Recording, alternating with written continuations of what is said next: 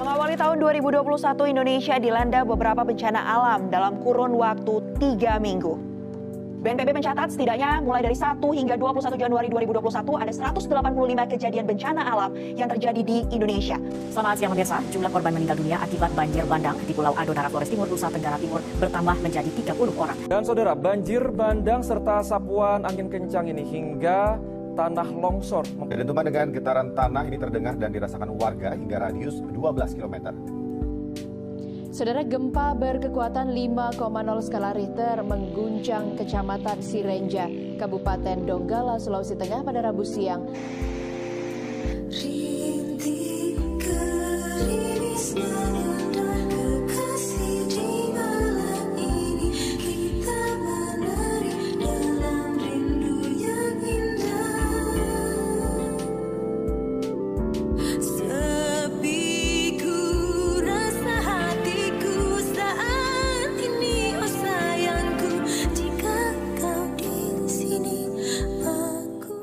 Assalamualaikum warahmatullahi wabarakatuh. Perkenalkan, nama saya Ahmad Fauzan Zillah dengan 2009-1030-2070, Fakultas Ilmu Sosial dan Ilmu Politik, Prodi Sosiologi, Universitas Jember. Di sini saya akan membahas sedikit tentang kebencanaan, di mana kebencanaan atau bencana alam dapat berpengaruh atau berdampak bagi kehidupan sosial masyarakat. Pertama-tama kita akan memulai dari materi bencana, pengertiannya dan apa saja yang menyebabkan bencana tersebut dapat terjadi. Yang pertama kita mulai dengan definisi bencana. Bencana atau disaster adalah kerusakan yang serius akibat fenomena alam luar biasa atau juga dapat disebabkan oleh ulah manusia yang menyebabkan timbulnya korban jiwa, kerugian material, kerusakan lingkungan yang dampaknya melampaui kemampuan masyarakat setempat untuk mengatasinya. Sehingga masyarakat terdampak bencana membutuhkan bantuan dari pihak luar untuk mengatasi dampak dari bencana tersebut. Terdapat juga beberapa definisi dari bencana, yaitu menurut Undang-Undang Nomor 24 Tahun 2007 tentang Penanggulangan Bencana dan UNSDR tahun 2000. Menurut Undang-Undang Nomor 24 Tahun 2007, bencana adalah peristiwa atau rangkaian peristiwa yang mengancam dan mengganggu kehidupan dan penghidupan masyarakat yang disebabkan baik faktor alam, non-alam maupun manusia sendiri, sehingga menyebabkan timbulnya korban jiwa, kerusakan lingkungan, kerugian harta benda, dan dampak psikologis bagi masyarakat. Menurut UNSDR tahun 2000, bencana adalah suatu gangguan serius terhadap keberfungsian masyarakat, sehingga menyebabkan kerugian yang meluas pada kehidupan manusia dari segi materi, ekonomi, atau lingkungan. Gangguan itu melampaui kemampuan masyarakat yang bersangkutan untuk mengatasi dengan menggunakan sumber daya mereka sendiri. Bencana diklasifikasikan menjadi 3, berdasarkan jenisnya, berdasarkan terjadinya, dan berdasar aspek penyebabnya. Berdasarkan jenisnya, bencana dibedakan menjadi 2, yaitu alam dan non-alam atau ulah manusia. Berdasarkan terjadinya, bencana dibedakan menjadi 2, yaitu perlahan atau bisa disebut dengan slow onset dan mendadak atau sudden onset. Berdasarkan aspek penyebabnya, bencana diakibatkan oleh 5 hal, yaitu faktor geologi, hidrometeorologi, biologi, teknologi, dan lingkungan. Undang-Undang Nomor 24 Tahun 2007 Pasal 1 tentang Penanggulangan Bencana menjelaskan tentang 3 bencana atau 3 jenis bencana, yaitu bencana alam, bencana non-alam, dan bencana sosial. Bencana alam adalah bencana yang diakibatkan oleh peristiwa atau serangkaian peristiwa yang disebabkan oleh alam, antara lain berupa gempa bumi, tsunami, gunung meletus, banjir, kekeringan, angin topan, dan tanah longsor. Yang kedua adalah bencana non-alam. Bencana non-alam adalah bencana yang diakibatkan oleh peristiwa atau rangkaian peristiwa non-alam yang antara lain berupa gagal teknologi, gagal modernisasi, epidemi, dan wabah penyakit. Dan yang terakhir adalah bencana sosial. Bencana sosial adalah bencana yang diakibatkan oleh peristiwa atau serangkaian peristiwa dan diakibatkan oleh manusia, meliputi konflik sosial antar kelompok atau antar komunitas masyarakat, dan juga teror.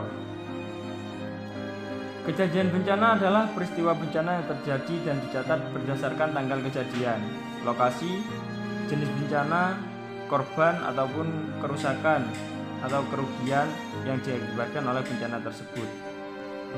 Jika terjadi bencana pada tanggal yang sama dan melanda lebih dari satu wilayah, maka dihitung sebagai satu kejadian. Indonesia terletak pada 3 lempeng tektonik utama yang aktif, yaitu Eurasia, Pasifik, dan Hindia Australia. Proses tektonik aktif tersebut menyebabkan Indonesia sering terjadi gempa bumi, tsunami, gunung meletus, dan bencana lainnya. Wilayah Indonesia yang berada di kawasan tropis berbentuk kepulauan dengan jumlah pulau 17.542. Luas perairan laut 7,9 juta km persegi dan luas daratan 1,86 juta km persegi. Menyebabkan Indonesia menjadi daerah yang rawan akan bencana. Jumlah penduduk Indonesia berdasarkan sensus penduduk tahun 2010 sebesar 238 juta orang. 59% penduduk tinggal di Pulau Jawa dengan rata-rata kepadatan penduduk 1.000 orang per kilometer persegi. Adanya kerusakan lingkungan dan perubahan iklim global akan semakin meningkatkan terjadinya bencana di Indonesia. Bencana memiliki sifat uncertainty yang tinggi. Yang pasti adalah ancaman bencana selalu ada di Indonesia. Perlu menekankan upaya penanggulangan bencana secara sistematik, karena kita tahu bahwa Indonesia adalah daerah yang rawan akan berbagai macam bencana. Terdapat juga faktor lingkungan yang menyebabkan bencana sering terjadi di Indonesia. Yang pertama adalah permasalahan lingkungan lokal, yaitu eksploitasi hutan, ekspansi pertanian, erosi dan banjir, urbanisasi atau industrialisasi, dan pencemaran air. Permasalahan yang kedua adalah regional, meliputi deforestasi, kekeringan atau banjir, kebakaran hutan, penurunan lahan pertanian, dan polusi asap kebakaran HZ. Dan yang terakhir adalah permasalahan lingkungan global, meliputi pemanasan global, naiknya permukaan laut, menipisnya lapisan ozon, krisis pangan, krisis energi, dan krisis air. Namun di samping itu, masyarakat dapat melakukan upaya-upaya untuk menangani bencana sebelum bencana itu terjadi. Seperti misalnya adalah yang pertama, penilaian risiko, atau juga dapat disebut pemetaan daerah rawan atau analisis risiko. Dapat dilakukan dengan cara membuat peta rawan longsor, peta wilayah rawan gempa bumi, peta wilayah rawan tsunami, peta sebaran gunung api di Indonesia, dan peta indeks resiko bencana. Upaya yang kedua adalah pendidikan dan pelatihan. Hal ini dapat dilakukan dengan cara internal BNPB, koordinasi program pelatihan antar instansi, dan pemberdayaan masyarakat. Upaya yang ketiga adalah pusat pengendalian operasi. Seperti yang kita tahu, di Indonesia telah dibangun dan dikembangkan Pusdalos di BNPB, DKI, Banda Aceh, Padang, Denpasar, Yogyakarta, Jambi, bantuan pemerintah Prancis, dan Palang Merah Prancis. Aktivasi Posko 24/7 untuk memantau kebencanaan semua ditingkatkan. Mengirim satuan reaksi cepat PB untuk kaji kerusakan dan kaji kebutuhan, dan memanfaatkan teknologi informasi dan komunikasi serta potensi sumber daya yang telah ada. Upaya yang keempat adalah penyusunan pedoman dan protap. Dapat dilakukan dengan cara membangun mekanisme penanganan bencana yang efektif dan efisien. Yang kelima adalah peningkatan kewaspadaan masyarakat. Peningkatan kewaspadaan masyarakat dapat juga dilakukan dengan cara membuat poster, leaflet, dan menyebarkan di media massa. Upaya yang keenam adalah penyusunan Rencana Nasional Penanggulangan Bencana. Untuk melakukan hal ini hubungannya adalah dengan pemerintah. Pemerintah dapat melakukan program PB selama 5 tahun, menyusunnya berdasarkan analisis resiko bencana dan mengembangkan sistem nasional penanggulangan bencana. Upaya yang ketujuh adalah pengurangan risiko bencana. Upaya yang dapat dilakukan untuk mengurangi risiko bencana adalah saling koordinasi program pengurangan risiko bencana. Terdapat juga upaya yang dapat dilakukan saat terjadi bencana, yaitu adalah 1. Pencarian dan penyelamatan korban. Yang kedua, memanggil bantuan darurat kemanusiaan berupa makanan, pakaian, dan shelter. Yang ketiga, mengirim layanan kesehatan termasuk trauma psikologis. Dan yang terakhir adalah sanitasi dan kesehatan lingkungan. Pada saat terjadi bencana, kita juga dapat melakukan hal-hal yang sekiranya dapat membuat kita selamat dari bencana tersebut. Semisal mencari tempat evakuasi atau tempat yang lebih aman dan mencari bala bantuan terdekat di sekitar kita. Setelah suatu bencana terjadi, pastinya harus ada upaya penanganan pasca bencana. Karena setelah bencana, pastilah banyak kerugian yang disebabkan oleh bencana tersebut. Di antaranya kerugian material maupun kerugian yang dialami oleh masyarakat berupa psikologis. Oleh karena itu, yang dapat dilakukan untuk upaya menangani pasca bencana adalah rehabilitasi dan rekonstruksi yang dilakukan secara terkoordinasi dan terpadu di antara atau antar instansi terkait. Dan yang kedua adalah bantuan rehabilitasi dan rekonstruksi yang diajukan kepada BNPB melalui gubernur atau pemimpin daerah setempat, dan selalu mengadakan kegiatan dari rencana PP dalam durasi 3 tahun. Upaya yang kedelapan adalah kesiapsiagaan menghadapi bencana. Hal ini dapat dilakukan dengan cara pembentukan Satuan Reaksi Cepat Penanggulangan Bencana atau RSCPB, mengidentifikasi sumber daya manusia, personil, peralatan, dan lain-lain, mengidentifikasi kemampuan penanganan kedaruratan, pengembangan deteksi dan peringatan dini, pembuatan kontingen plan, dan gladi kesiapan penanganan bencana.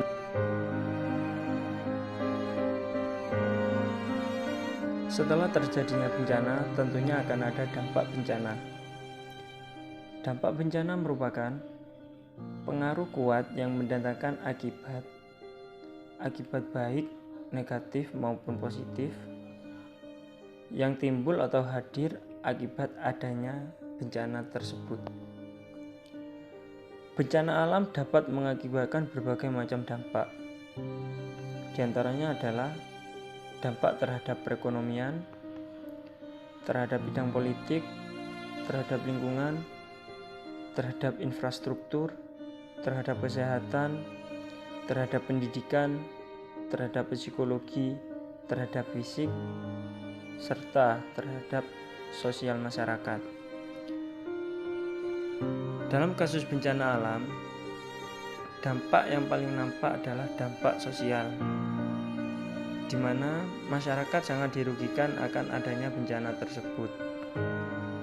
Karena adanya bencana ini, tentunya masyarakat akan mengalami kerugian harta benda. Serta yang paling parah adalah jika mental psikologinya terganggu. Pengertian dari dampak sosial sendiri adalah dampak-dampak yang mencakup semua konsekuensi sosial atas suatu kelompok manusia tertentu yang diakibatkan setiap peristiwa tertentu.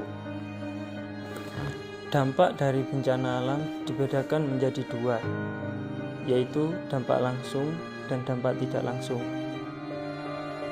Dampak langsung adalah dampak yang hadir, dapat dilihat, dapat dirasakan, dan setelah sesaat bencana itu terjadi. Dengan kata lain, dampak tersebut dapat dirasakan langsung saat setelah bencana terjadi oleh masyarakat. Dan yang kedua adalah dampak tidak langsung. Dampak tidak langsung merupakan dampak yang dapat dirasakan oleh masyarakat dalam waktu jangka panjang. Atau dengan kata lain, dampak tersebut muncul seiring berjalannya waktu setelah bencana tersebut terjadi. Dampak dari adanya bencana juga menimbulkan dua perbedaan, yaitu menghasilkan dampak positif dan dampak negatif. Dampak negatif dapat dicontohkan berupa terlahirnya struktur sosial masyarakat dengan klasifikasi baru. Karena pastinya setelah bencana terjadi, masyarakat harus menyesuaikan diri lagi dengan kehidupan barunya. Dan dampak negatif di sini dapat dicontohkan berupa kerugian harta benda yang harus ditanggung oleh masyarakat, kerugian psikologi, dan seterusnya.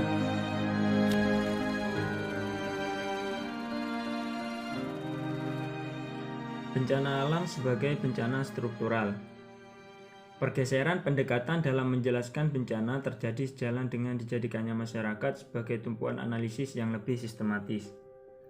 Pada saat bencana dilihat dalam hubungannya dengan sejarah dan evolusi umat manusia, pendekatan yang menitik beratkan bencana sebagai bentuk dari perubahan sosial mencoba mengkaji bencana sebagai faktor penting dalam perubahan sosial budaya. Karena setiap bencana membutuhkan suatu penyesuaian dan perumusan baru atas fungsi-fungsi yang telah rusak. Perubahan-perubahan yang diperlihatkan di sini dapat merupakan percepatan dari suatu arah perubahan yang sebelumnya terjadi. Dapat pula merupakan faktor bagi lahirnya agenda perubahan baru. Sebaliknya, berbagai studi bidang juga memperlihatkan bahwa berbagai akibat negatif dapat terjadi, khususnya pada saat banyak agen terlibat dalam proses rekonstruksi yang menyebabkan sesuatu yang sangat asing dan baru muncul dalam suatu masyarakat, secara tiba-tiba kemudian menyebabkan stres dan merusak tatanan sosial masyarakat yang ada. Suatu masyarakat dapat saja berusaha mempertahankan pola kehidupan yang sebelumnya mereka jalani dan ingin mengembalikannya setelah terjadinya bencana. Sebaliknya, ada pula masyarakat yang dapat melihat adanya peluang-peluang baru setelah terjadinya bencana dan memanfaatkan peluang tersebut terhadap kehidupannya. Kecenderungan penelitian behavioristik yang melihat respon ini terperangkap pada bentuk-bentuk respon emergensi, bukan pada faktor-faktor kondisi struktural dari vulnerability yang mengalami pergeseran dari kajian terdahulu, yang melihat bencana dalam hubungannya dengan kemampuan adaptasi manusia yang efektif terhadap lingkungan dan memungkinkan manusia menjaga stabilitas jangka panjang dalam kondisi yang sulit. Pendekatan semacam ini juga belum mampu menjelaskan suatu proses struktural yang tidak bisa dipisahkan pada saat bencana juga menjadi fenomena global, bukan lagi lokal. Adanya pertimbangan tersebut memperkuat pandangan yang melihat bahwa letak persoalan bencana bukan pada kejadian alam itu sendiri, melainkan bencana bersumber pada ketimbangan-ketimbangan dalam struktur sosial masyarakat. Pandangan ini muncul pada tahun 1980-an. Pandangan ini melihat bahwa suatu fenomena alam seperti badai, gempa, banjir tidak harus menjadi bencana.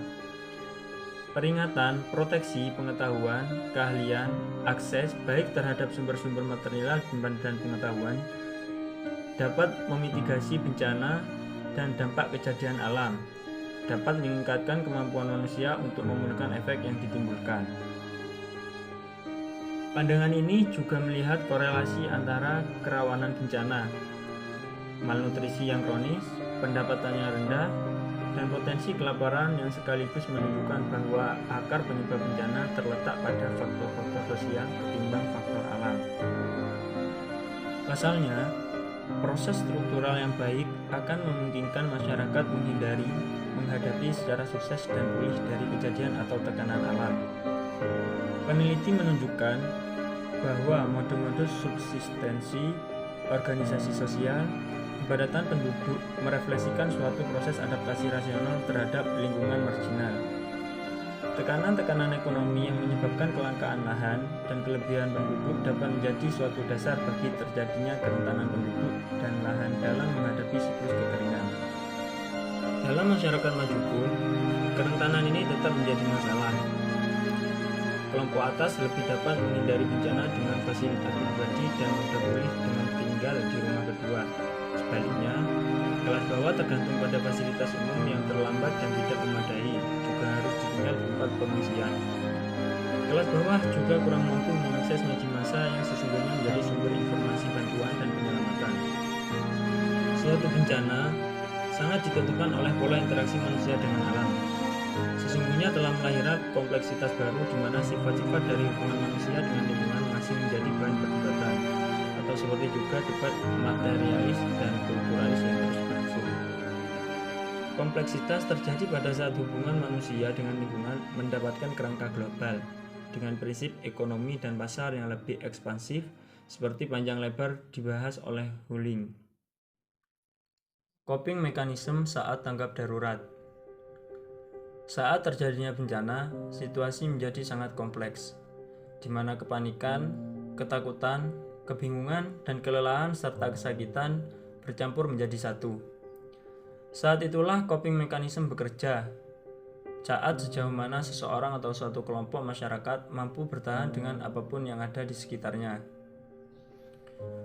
Coping mechanism atau disebut juga coping strategi merupakan strategi yang digunakan seseorang atau suatu komunitas untuk mengatasi tekanan atau permasalahan tertentu pada kondisi tertentu juga. Coping mechanism juga dikenal sebagai coping skill. Merupakan suatu proses yang dialami seseorang atau komunitas untuk mengatasi kondisi atau permasalahan tertentu agar menjadi lebih baik. Menurut Hidayati dan Yani, proses ini diindikasikan dari ruang lingkup konsep yang mencakup perasaan, pemikiran, dan tindakan. Terdapat juga persepsi dari Mariam yang menyebutkan bahwa coping mechanism adalah sebuah bentuk perilaku yang terlihat dan tersembunyi dan dilakukan seseorang untuk mengurangi atau menghilangkan ketegangan psikologi dalam kondisi yang penuh stres.